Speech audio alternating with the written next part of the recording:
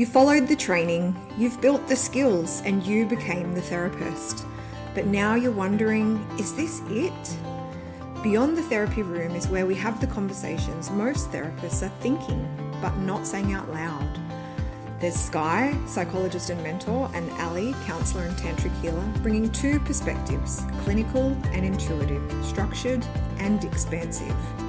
We talk burnout, identity, spirituality, business, relationships, and what happens when you stop playing by the rules that you were trained in. This is for the therapist who knows there's more. Two different paths, two different perspectives, but the same truth. There's more available to you than the box you were trained in. Welcome to another episode of Beyond the Therapy Room. So, this is the conversations that we have behind the scenes that maybe we don't really want to say out loud as therapists, psychologists, health professionals. And today we've asked Sarah Leffley to come because one of the things that I've noticed, Sarah, is that a lot of health professionals, we get so caught up in our own head that we don't communicate because we're worried about getting it wrong or getting in trouble or just like doing like something that people are going to judge us for. And so I follow you online and I love what you do. And so I thought, who better to come and talk about communication than you, right? Of course. So maybe if we start there, if you can just kind of tell us a little bit about you, about what you do. And also I'd really love to hear like how you ended up teaching communication. Oh goodness, what a journey. So for those that are listening and maybe don't know who I am, my name is Sarah Leffey and I am the founder of an education company that teaches people how to communicate with clarity. That is really what I do in a nutshell, is I bridge the gap between what you think and what you say, because sometimes what we think and how we deliver something are two very different things. So that is what I do every single day, basically, of my life. And I have been in business now for 5 years. I just crossed over that milestone the other day, which is super exciting. Congratulations, it's huge. I know, thank you. I don't Yeah. know what it is about 5 years. I was like, oh, I'm legit. Hang on. I've been at this for a little while. So that's been really exciting. I've been in business. This is not my first business. I Yeah. have worked in other areas, other industries. So I love business and I love communication, like my two passions. A little bit about me is that I have two undergraduate degrees. And when I say them, I will make a whole lot of sense. But my first degree is law, and my second degree has a big title, but it's Bachelor of Arts with a major in politics and a minor in marketing, communication, and advertising. So all three of my disciplines, the common denominator is communication. So Yeah. to kind of answer your question, how did I get into this? Yeah. Well, there's two aspects to it. The first aspect is my dad is a criminal defense lawyer. I am in a family of police officers. I was raised by a father, like I said, that's a lawyer, and a mother that has a background in behavioral science. So having a different opinion, being articulate, challenging one another, knowing about politics was like in my DNA. I remember growing Mm. up around the dinner table or Christmas time with the Leffleys, and it was just so normal for us to debate.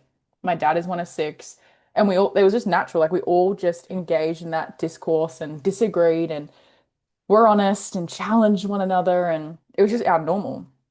So when I became a little bit older and entering my teens into my early 20s, I'm at university and I'm thinking to myself, oh, what's been my normal my whole life is actually Mm. so abnormal. It's actually the anomaly. And that's when I was like, oh, I have a really excellent foundation to work off of here. Like I'm so grateful to be raised by parents that were as willing as my parents are, and to be in a family where we always debated and knew about politics. And that's when law schools seem to be the natural progression, of course. Someone Yeah. that can, I did debating and mock trial and mock mediation, you name it, I have done it. Yeah. And when I got to law school, I realized this fundamental gap between people that were highly credible on Yeah. paper all of a sudden would falter the moment their mouth opened. Yeah. And I just thought, why is that? Why do we have HD students, excellent, excellent people, excellent, brilliant minds, that when it comes to advocacy, completely buckle, or they just completely disappear, or they completely overthink, hesitate, and become a different representation of themselves? So a lot of my work started there in going, why does that gap exist? And kind of taking it upon myself in some interesting way to go, well, what can I do about it? Well, how can I teach people how to speak in a way that comes so naturally to me? And Mhm. that's kind of what originally got me into communication. And then it's just continued to escalate. And now I work in law. That's probably something I probably should have mentioned earlier. I work in law. I work in commercial law. I work in litigation. Yep. So highly litigious area of law is commercial law. A lot of pressure, a lot of stress, a lot of needing to be perfect in the right moments and being accurate in Mm. the right moments. So it's been a really amazing blend to like have this incredible theory that I have taught, close to 1,000 people. So a lot of research and case studies, and then equally having that practical experience in the legal field. So that is my very long-winded who am I, but I feel like it's I it's it's love it. needed. It's necessary because such a journey that you've been on. Yes. And I think something that you just said then is really important is that like that pivotal moment where you're like, oh, this is not everybody's normal. Mm, And for me, it's like not ever been my normal to kind of be articulate, use my voice in such a way. And I'm really curious, like with everything that you've done, like what do you see as why these highly skilled professionals actually struggle so much to use their voice? Like what do you mm. think is happening in that gap that you talk about? I mean, a few things, right? But to kind of generalize, typically these people that are highly credible are also very high achieving. And when Mm. we have someone that's incredibly high achieving, they want things perfect and they want Yes. things predictable and, methodical and in order. And I can predict what this person's going to say and I'll have this response. And that's what I found, right? Was like these high achieving women in particular, if they couldn't predict the dynamic or the outcome, their voice would just completely disappear. So that Mm. was the first thing is like this need to control. It's to control the conversation, control Hmm. how other people perceive us. Because when Hmm. we are asked a question that we don't know and we give an answer that we haven't prepared, we can tend to go, am I going to be misunderstood? Oh my goodness, was that a good, representation of me? So it's this ability to and this desire to perfect and control that I really think inhibits a lot of us in our expression. It's a genuine Mm. fear, a fear of being misunderstood, backlash, judgment. Yeah. That's a genuine fear for people, and rightfully so. If we were to look at the historical and political landscape, like people have been assassinated for having an opinion. So Yeah. for me, I also look at it in like a political lens of like, of course we fear this because what did we learn in school? If you spoke up, you got shot, Yeah. or these things would happen. So that I would say, if I could like boil it down to two key points, it's this need to control and perfect, and then also like a genuine fear that's present for individuals. I think something that you just said then tripped up in terms of like a health professional, because I think Mm, as health professionals, we are so trained to be reading the room, and a lot of our communication is bouncing off the other person. And I think I've had personal conversations with you about this is that when mm, I'm just being Sky and I'm sharing my opinion, it's like, I don't know what that is. Like, how do I actually form that when I have no feedback? mm. Is Well, this it's something like that you noted? Yeah. What's your Well, opinion on that? there's two things here, right? The first thing is being a health professional, and it's no secret or no irony that I work with a lot of psychologists and counselors because you're bound by such strict ethics Yeah. that there's this genuine requirement, right? To abide by these ethics, and if you don't, there's a punishment, there's a consequence. So Yeah. what I find in health professionals particularly is they Mm. have this hypervigilance about their opinions and about what they believe to be true. And then to kind of come into your second point of like, well, how do I discern what is my opinion when I Mm. don't have feedback or when I don't have, any kind of rapport, or if I'm speaking in a monologue, right, where I'm Yeah. saying Yep. something and I have no idea what the other person is going to say. It's a challenge, right? Particularly for Yeah. health professionals because you're majority of the time used to not being the one that speaks the most. You're used to Correct. you're But observing, listening. you're analyzing, you're listening, you're identifying patterns, you're thinking about treatments, you're thinking about what you're going to have to do after this hour-long session and the documentation, and your mind's already going there. So for my health professionals that are wanting to have a more articulate opinion, it's a skill to have to like, okay, I'm not acting as a psychologist right now. I'm not acting as a therapist or whatever profession you are. I'm acting as me as an individual. And if Mm. I was to remove the law or the ethics or the morality, well, we actually want to keep the morality. We mainly want to remove the ethics and the law. What do Mm, I believe to be true? Not what I've been told, not what I have been told I should believe. I think that's yeah, really important for health big word. professionals. Like, oh, you should do this. It's like Mm, there's ability to question, yeah, but why? And is mm, that, you know, the thing that I want? I'm seeing that a lot with the rise of social media and psychologists and therapists learning to navigate that terrain that is, unprecedented. And, mhm. what is ethical and what is not, that's a whole other conversation. So Yeah. to answer your question in a very brief way, that's what I would say is what do I think as an individual if I could remove what I should believe? So I think the other thing that comes up for me when you're talking there too is that like there's social media and then there's when we're expanding beyond the therapy room, which is what our podcast is about. It's also Mm, like then we're in a group or we're in a retreat setting, like we're in so many different mm. roles and spaces. And I'm really curious what your thoughts are about how do we communicate in a way that's authentic to us, but also then being mindful of the room because I've seen you do it and you don't change who you are, but you change who you are. Do you kind of know what I mean? Like, I don't know if that makes sense, No, but it makes perfect yeah, sense. You're correct. You're correct. I do. My character and my personality is always the same. You would never see me in two different settings and be like, that's a different person. correct. I'm very confident in being able to say that.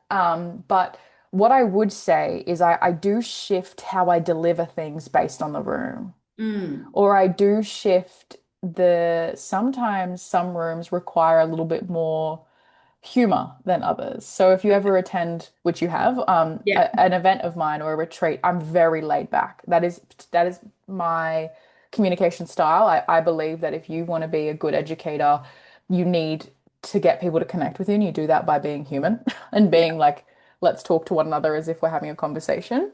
yeah. But, I potentially wouldn't address, well, I definitely wouldn't if I was in a courtroom, Mm, but is it still me? Yes. It's more so, what does the room require of me? Or what does my audience require of me? And what is applicable or relevant to this room versus maybe not in others? But my biggest goal whenever I enter into any communication or conversation is how do I build rapport with you as quickly as possible? yeah, And different rooms require different that. So a courtroom, I build rapport or I don't want to say a connection because that's not a really interesting word. I need, for example, the judge or the registrar, they need to be able to see that I'm competent when I become a lawyer and I'm in the courtroom, right? So I wouldn't yeah, crack yeah. a joke with the judge to show competency. I would be more prepared, Got it.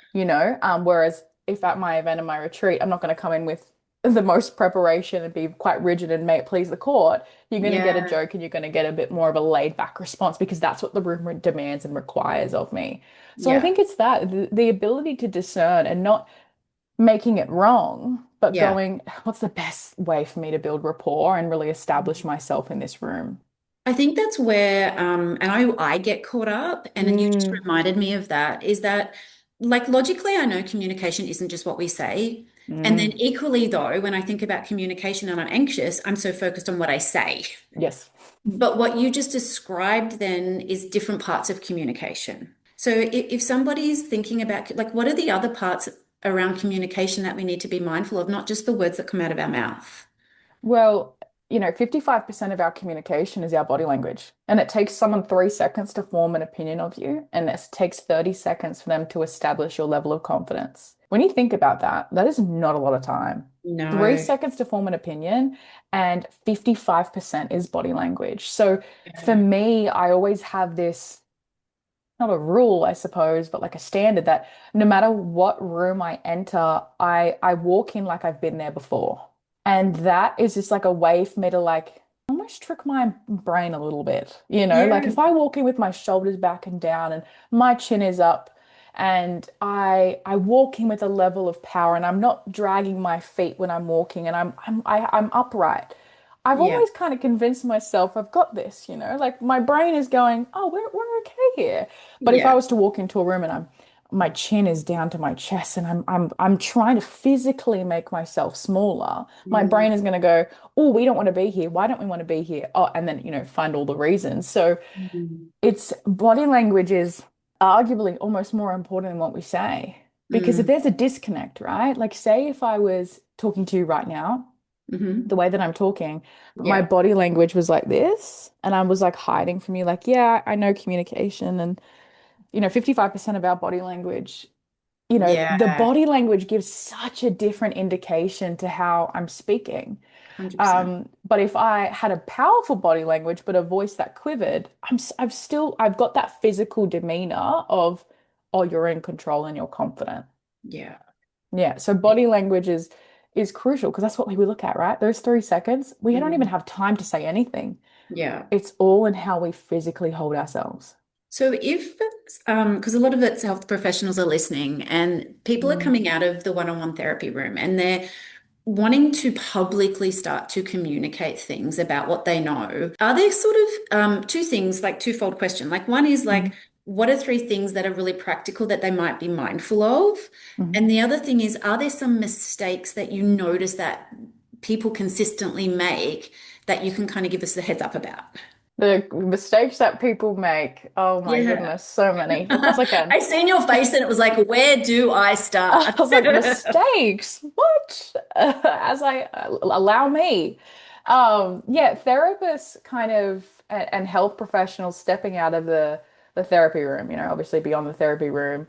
That's a whole challenge in itself. I like to think that health professionals are under a different watch Hmm. than some others. Anyone that's in like the health space, I feel like people are a little bit more skeptical.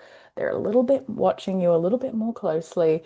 Yeah. And what that can happen, and a mistake that I see happen, so I'll answer these questions almost together, is two things. One, we can either become a really underexpressed version of ourselves, and we're Yeah. so scared to share anything that it's the most generic, boring content. We watch it, we're like, why did I say that? It's like not even doing anything, you know? Or Mm. we can become an overexpression, and we want to like overexpress in our personality because it's like the only way we think we can build connection with an audience beyond the therapy room is like, I have to show all of me. Yeah, got it. So that also can do harm to building a brand as well because Yeah. we want to be still strategic in what we are sharing and what we're not sharing. And Mm, that's what I see is like this level of with the psychologists that I've worked with and the counselors and the therapists, mm, the common theme is this hypervigilance. yeah. I have an opinion, but I'm scared to share it because I Mm, don't want anyone in my comment section or I don't want people to think that this is me as in my psychologist talking. It's just me as my observation of the industry. And with those types of opinions and the clients I work with, we have to be really mindful of how we share those opinions because I'm a big believer in being opinionated, but we have to do it in a way that is strengthening your brand.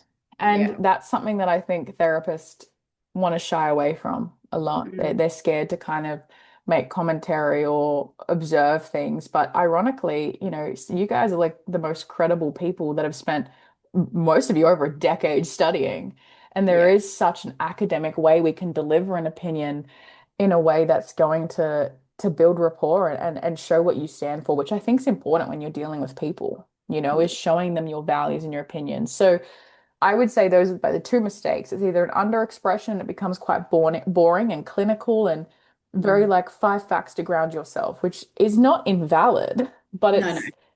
I know generalizing here, but we want to speak about more things. Than that. There's more things we want to have commentary. There's more conversations we want to have, but we have this like, oh, I can't. It's like you can, but you probably Yeah. kind of have to go against this conditioning that you learn in university of you can't do this and you can't do that. And if you do, you're going to get reported and you're going to get, you're going to lose your job. Yeah. So there's that real, that's where that mistake comes from. And then the overexpression of like, well, because I can't do this, Mm, let me just like show you all of my chaos and all of my personality that doesn't really have any relevance to the brand. So yeah. I would say those two. Yeah. I Mm. can totally, because I remember the first time I spoke to you and you're like, oh my God, you've actually got a personality online. It's like really boring, right? And I was like, because Wow, that sounds like something I definitely would say. absolutely.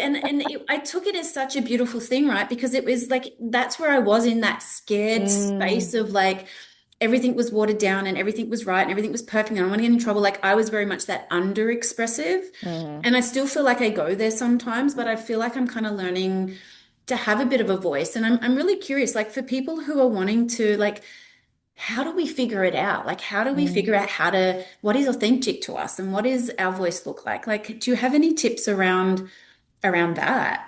Mm. I mean, look, that's a conversation that I could just talk about for days on end, right? Excellent. I'm happy to have you Yeah. back. So if everyone's listening, I'm going to be here for 5 days. It's interesting, right? The way that Yeah. I approach communication is a little bit different Mm. to potentially what others may have seen online. I am a big believer in communication exists at the intersection between our identity and our behavior. What I mean by that is we will always communicate to the extent of our identity or how we perceive ourselves or the patterns that we have. Yeah. We can think that we're confident, but the reality is if we deeply fear abandonment, we're going to communicate in a way that we won't even realize. Yeah. So with, finding your voice and what does that look like, it takes the ability to, it kind of comes back to what I said before, remove the should. Remove the should. What the should of I need to act like this, I should behave like this, this is professional, Mm. these things that we kind of ingrain. If we were to remove that and just humor ourselves for a second, what would we be doing differently? Yeah. Not the should, what would we be doing? How to be showing up? A really great example. Um, of how to be authentic because that's a whole other thing, right? Okay, Mm. I want to be online and I want to be authentic, but how do I be authentic? Like, what is authenticity and what is myself and all Yeah. these things? And something that's really helped guide me because obviously about to be a lawyer, I have to have a level of privacy. Yeah. That's like very similar for health professionals. Yeah. So for me, it's been like I'm transparent, but I'm private, Mm. which means I'm transparent about what I've navigated, my challenges. That's important for me from a personal brand standpoint. Like that's authentic for me. Like to be like, I teach you this thing, but I'm very much still in this work. Yeah. Like I don't teach from above the problem. I'm within it. I live this I like problem. that. Yes, which is what I love about you too. Yeah. I live it. Like I don't just teach you how to navigate high pressure conversations. I'm in it every single day. Like Yeah. that is my law is conflict. Like that is why I teach conflict resolution because I exist in it. So it's sharing those parts of yourself that go to why you do what you do and Mm. how you do live and live your work and with people like health professionals and going beyond the therapy room you've got to humanize yourself because that's what builds connection. Because when someone wants a therapist or a psychologist, they want to feel seen. Yeah. People don't want this clinical, I'm going to sit on the couch and cry and you're going to talk at me and then write notes about me and I'll see you in 2 weeks and that'll be $500. People don't want that anymore. They deeply want to be seen. And I believe in order to let someone else be seen, you have to volunteer a little bit of yourself as well. Mm. And that's how I view my content is like, how can I volunteer little parts of myself so you feel seen because I'm telling you, I'm going first. I'm saying, hey, Mm. that thing that you struggle with, oh my, let me tell you a story about me, Yeah. and then that's where the authenticity comes from. It's sharing. So you're seen, and then someone meets you there because they're like, oh, if you can do it, and you're sharing that challenge and you're at the level that you're at, oh my goodness, what's possible for me? Yeah. And it's that, in conjunction with removing the should, like Yeah. I used to, I should speak a particular way. I speak it all the time. I should talk like this, and this is how I be successful, and I'll wear this and I'll do that. And oh my goodness, that is incredibly draining. It Yeah. wasn't the moment until I was like, what do I actually want to wear and what do I want to say and et cetera, that content and speaking online and just conversations in general became so much easier because you stop putting everything you say or post through a filter of, is this allowed? Yes, that's a big one. Yeah. I'm really curious. Do you think communication is something that you like can learn and develop, or do you think like some people are just naturally like born, I don't know, better communicators? Like, what are your thoughts about that? It's a skill, Yeah. 100%. Okay. Whilst I alluded to before, like I've always been opinionated, like I haven't always been a good communicator.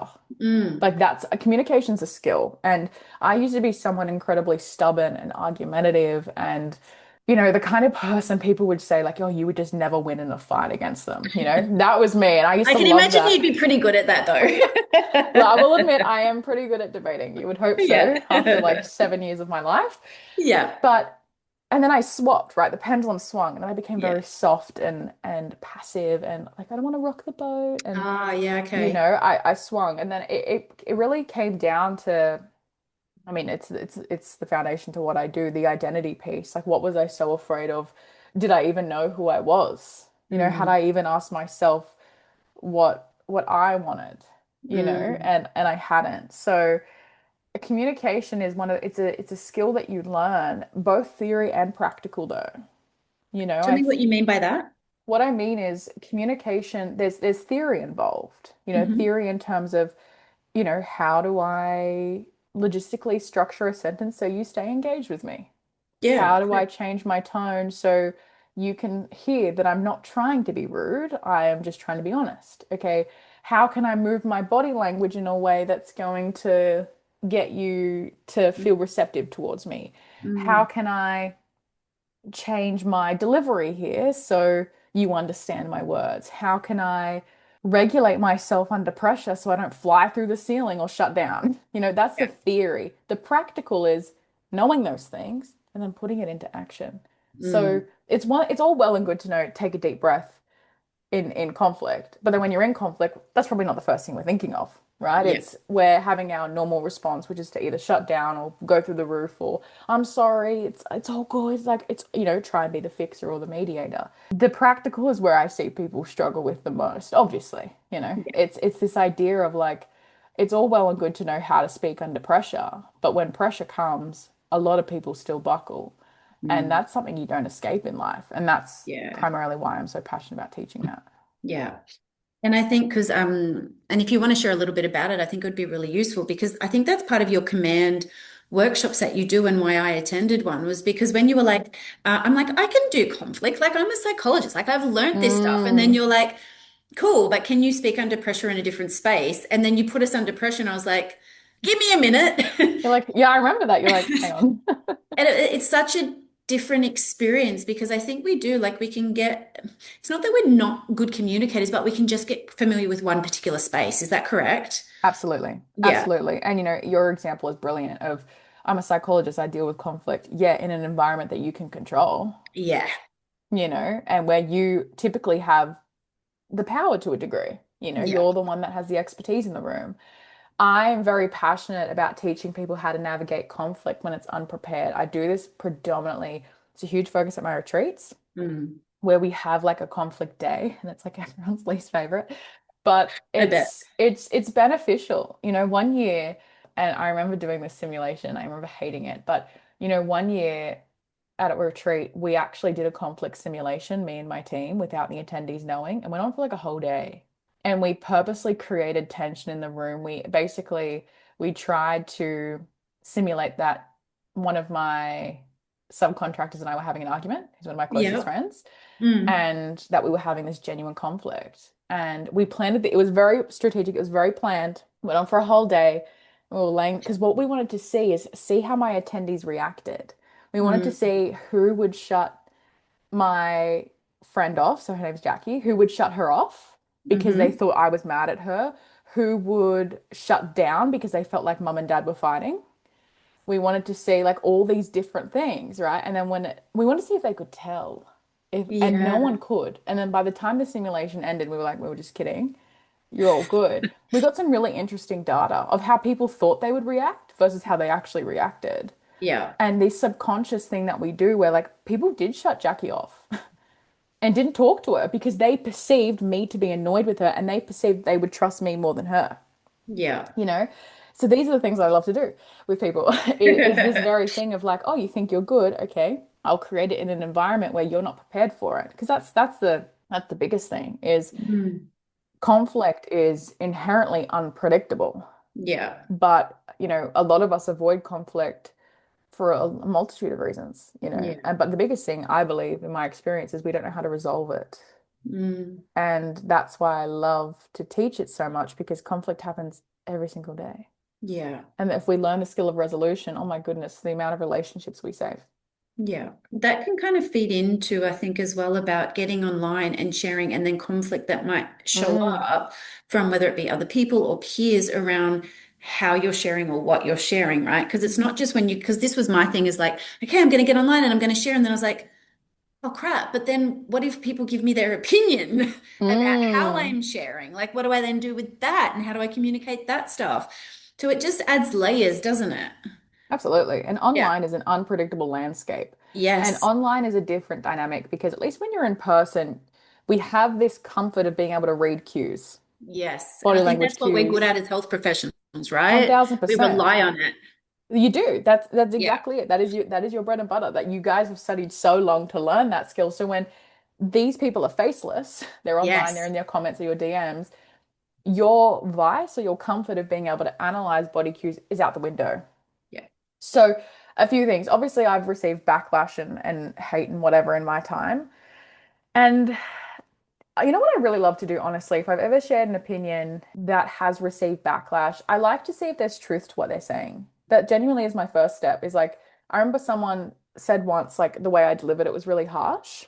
Mm. And I remember being like, "Oh, no, it's not." Naturally you get defensive. And then Yeah. I was Yeah. like, okay, if I was to entertain this, is she correct? And in hindsight, oh my God, she was absolutely correct. It was just the delivery was off. Anyways, I digress. It's, I'm a very big believer if I have the right to an opinion, so do you. So I shouldn't expect to get online and share an opinion and you not give me one back. Mm-hmm. I also don't want to exist in an echo chamber. Like, disagree with me. I disagree with a lot of different approaches to communication. Does that mean that what other people are doing is wrong? No, I just disagree. Yeah. Think about it with psychologists and health professionals, right? Every single one of you would have a different approach to get a client to an outcome, Yeah. and they probably would all get the same outcome, maybe slightly different, slightly varied, shorter, longer, whatever. But you have an approach that you believe in. That Mm. doesn't mean that someone else's is wrong. It just means that you believe in yours because of your experience, your study, your exposure to the work. Yeah. So that having that lens when I share an opinion has really helped me stay grounded in it. Mm. Of like, no, this is true because I have experiences. This is what I've seen in 10 years of whatever. I Mm-hmm. have taught close to 1,000 people. Like, I've got evidence. And I think Mm. that would really provide a lot of comfort to health professionals because we love evidence, right? We do. Yes. And it's that, like, whenever you share, it's like, I've got my stack of evidence here. So if someone challenges it, this is what Yeah. I can rely on. Yeah. But equally, like, you don't want an echo chamber. Like, you want people to disagree because that also strengthens your opinion, but also it could change it. And that's a really good way to be. Yeah. Mm. When you were talking there, I think identity plays a big part in that because I'm obviously like good girl, people pleaser. And Mhm. so when you were talking, I could almost hear the recesses of my brain going, what do you mean? I want everyone to like validate me and tell me I'm awesome online, right? And equally though, then how do we grow? Right? Correct. Yeah. And so I think it's just noticing it for, like you said, what it is. It's like that's your identity. You can only kind of really communicate to the level at which that current identity is. Correct. But then, in order to, what I'm hearing from you is be able to grow from that space, we need to be open to feedback. What 100%. And Yeah. there's two things that I really live by that has helped me with this that potentially would be valuable to people listening. Mm, Number one, I don't have the goal to be nice in my communication ever. My conversation, the way I shop online, my goal is never to be nice, which yeah. can sound really counterproductive. My goal is to be honest, Oh, I like that. right? Like when I die, which sounds very morbid, but when that happens one day, a million years away, I don't want people to say she was so nice. I want them to say she was really honest. And I like that about her. Like that for me shifted so much because when I speak now online or when I speak in conversations, when I teach predominantly in person, obviously, Mm, I'm never like, oh, how do I give this feedback really nicely? It's like, how can I give it honestly? mm. And with my honesty naturally comes kindness, Yes, which is which is my different. goal, which is Yeah. different. Yeah. The second thing that really shapes how I communicate is an interesting one. I don't aim to be liked, I aim to be respected. Paul said every health professional. What? I Like we want know. both. What do you mean? I aim to be respected because I can still teach you and you not like me, Yeah. and I can still help you and you not like me. But if you respect me, I've won everything. Yes, true. Because think about it, right? We can like people in life but not respect them. Yeah, true. Yeah. Yeah. And with respect, once again, inherently comes a level of they like you to a degree. Most Mm. of the time, right? Some people I have taught they don't like me, and that's fine. Yeah, yeah, They usually come around. They usually come around. You can win yeah. them over. But it's that, like I always think like how can I get you to respect me right now? Because when you think about we're going through this lens of liked, I want to be liked, I want to be liked, we dilute things so much. Yes, can And what relate. comes out, what we think and what we say is so different because we've just gone, I think this, but I want to make sure they like me and do they like me? And I want to make sure they're not, I don't can't, oh, they can't be emotional. I don't want them to get their feelings hurt. And then we say it, and we're like, that's not what I thought. Oh, did Mm, that thing again. Whereas if you go, oh, I want to be respected. This is what I think. Okay. How can I deliver it so they're receptive and it's not mean? Say it.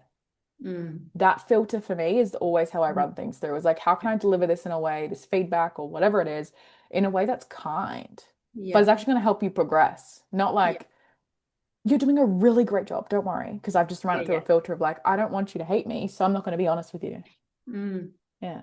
That filter is actually really important, right? Because if we're not clear on our goal, like consciously clear on our goal of why we're communicating, Hmm. then our conditioning is going to take over and our goal is not our goal. Does that make Right. sense? Yeah. Yeah. Love you asked Yeah. me. Does that make sense? Yes, babe. Yeah. Sometimes I'm like, did that come? Yeah. You did that thing. I did. Yeah, absolutely, right? And that is like the biggest, ironically, the best way to control how you deliver things is by removing the conditioning that you place on it. Mm. Because when we remove the, I need to be liked, is this bad? Is this wrong? Should I say this? Blah, blah, blah. We have a lot more control over delivery because we Mm. typically speak a lot slower and calmer, you know? So this is something that I'm very big in is like a lot of us need to speak slower. Yeah. One, because slow down. You don't need to ramble, it's all good. Yeah. Number two, it gives you time to catch up with what you're saying and be like, that was incorrect. Okay, let me actually say, let me try that again. And I'm gonna go again. Mm. And when we have these conditionings that we place on our words, our delivery can come off so different. You Mm. know, sometimes our tone, we're like, wow, that was condescending. I'm sorry, I did not mean to sound like that. Yeah. Or like, wow, I was trying to be a little bit more assertive there and I just sounded so lovely. You know, and then we walk away going, I did that thing, or I lost the point, or I actually didn't deliver that in the way that I intended, you Yeah. know, because we ran it through this conditioning and this filter, which is always going to exist to a degree. Yeah. It's more so for me, I like to shift the perspective of like, okay, instead of being liked, how can I be this instead? Or how can I deliver it with kindness instead? Because that's where I think a lot of people, the pendulum swings is they want to say a point and then they deliver it really harshly. Like, that's just who I am. I'm just direct. And people just say I'm rude, but I'm not. And Yeah. I'm like, you probably are rude, Yeah. you know? And then It's you have that to all look or at none that again, right? That we swing to. 100%. Yeah. It's either this or it's this. Whereas me, I'm like, there's a really big middle ground here that we can play in, Mm. you know? Like Yeah. we can really learn how to communicate here, but a lot of us it's either here or it's here. Yeah. Would it be true to say that if we're here or here, like on either end, that we're probably more in our conditioning or we're less aware of what we're actually trying to articulate versus when we're in the middle, we're actually more likely to be choosing? Is that true, do you think? Yeah, 100%. You know, Yeah. the way that I believe about this and how I speak about this work is when you think about personal development, right? Yeah. Everyone always says, or what's widely spoken online is like, self-awareness is that's the bare minimum. You know, we're all aware of our problems. Communication is arguably one of the areas we're not. Mm. You know, we're really not aware of how we sound, like Yeah. genuinely. Also from like a anatomical standpoint, like how we hear ourselves through the vibration, our ear canal is so different how you're hearing me right now versus how someone's listening to me on the episode. So there's a genuine like you're never going to hear yourself how you actually sound. Yeah. But you know, I'm sure all of us have had a conversation where someone's been like, "Oh, did you mean for that? Like that was rude," and you're like, "What? Like I didn't. Was it? Yeah. Like I didn't." Or like that didn't make sense. It didn't? I thought I spoke really clearly just then. Or, Yeah. oh, you need to slow down. Oh, really? I thought I was speaking so slowly. You know, all these different things where like you think, but you don't know.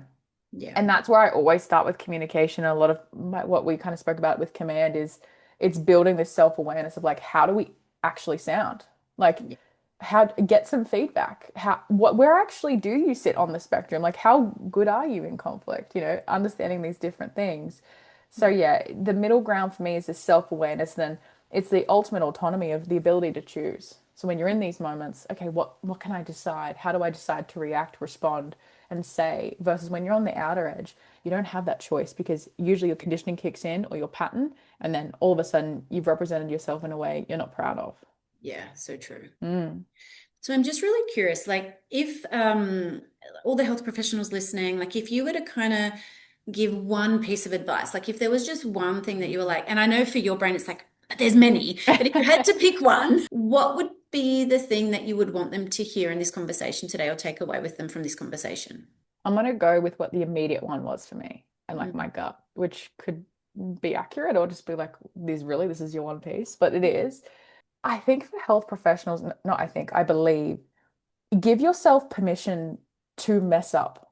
Ooh, yeah. And the reason why, well, actually, I just did a really good example of it. I just said, I think, no, I corrected myself, I believe. I heard that. Yeah, Yeah. What it's was this a that bit, for? yeah, because when I say I think, every time I'm like, no, you believe it. Don't say I think. That down credits and Full downplays what ownership. you're saying. Yeah. Yeah, and then I go, no, I'm going to correct myself. I believe. It's when I teach or when I am on podcasts or when I have the ability to talk to people, I'm never in my head going, don't mess up, don't say a filler word, make sure you keep eye contact. Like, no, you will hear me say or like you've heard it on this episode. You will hear me correct myself. You Mm. will see me, particularly when I teach in person, pause for long periods of time. You will see me gather my thoughts. You will see me say, give me a second. You will see me be emotional. Mm. It's very common for me at command and retreats to cry. I Mm. laugh it, but it is. It's very common for me to like to feel or to be asked a question and just and cry. And I Mm. think a lot of us could make that wrong. I can't let people see my emotion, or I can't let them hear me say a filler word, or I can't let them see me think about the answer to their question because I'm the expert. But the Yeah. most liberating thing I have done, which has helped my authority, is like give myself permission to take a breath and just think about what I want to say and mess up and correct myself. And sometimes I come back and say, you know what, I could have said that better. Let me try that again. And that would be my biggest tip for anyone listening is like give yourself permission to mess up in front of the person that you're meant to be the expert for. Yeah. Mm. I love that so That was what much. my gut said, so I hope that That was just relevant. hit me too. Yeah, I think that was brilliant. If people are listening and they're like, "Oh, I really want to hang out with this person. I want to learn more about you." Like, because I know you do amazing things and I've been to Command and I'm coming to the next one and I'm super excited. Can you tell people like where can they find you? What do Mhm. you do?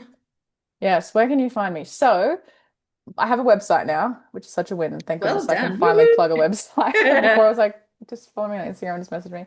You can do that. So my Instagram is just Sarah Ruby Leffley, and you can access all of my content. I try and post a lot of free, valuable content. I have a free masterclass called The Composed Communicator. I'm very big on like giving as much value as possible. My website is www.thecommandmethod.com.au. And that is where you'll see all of my other offers. I have a new one coming out in a couple of weeks called the Communication College, which is Excited. exciting and is basically university style lectures you won't get bored of. So that will be fun. And then I am running two in-person events, Melbourne and Sydney. So Sky's coming to the one in Sydney. So if you're listening and you want to hang out, come to Sydney, or you can come to Melbourne, I don't care. I like to do online and in person. So that's how you can access my work. That's how you can find me. Otherwise, if you're like, Sarah, where do I begin? Just message me. It's me. It's not AI. It's not ManyChat. It's literally me, and I will reply and say, this is my recommendation. Beautiful. Thank you for joining us in this episode of Beyond the Therapy Room. Like, I really appreciate your time. Thank you so much for having me. It's been a really good conversation.